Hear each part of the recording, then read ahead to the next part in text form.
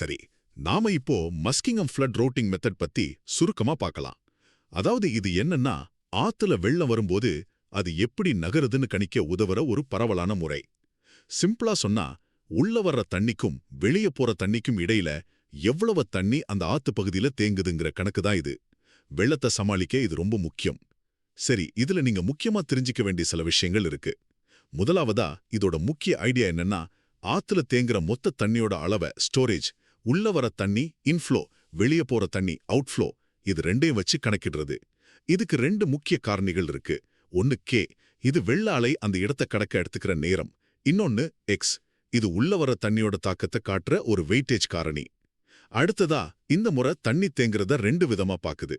ஒன்னு ஆத்துல சாதாரணமா இருக்கிற மாதிரி ஒரு கொள்ளளவு, அதாவது பிரிசம் ஸ்டோரேஜ்.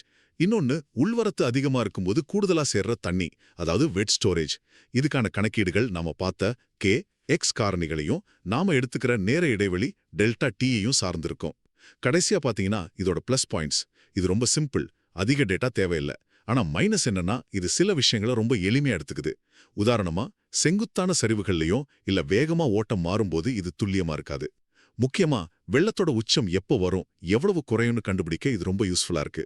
மொத்தத்துல மஸ்கிங்ஹாம் முறைங்கிறது ஆத்துல வெள்ள அலைகள் எப்படி பயணிக்குதுன்னு எளிமையா புரிஞ்சுக்க உதவுற ஒரு நல்ல ஹைட்ராலஜிக்கல் டூல்.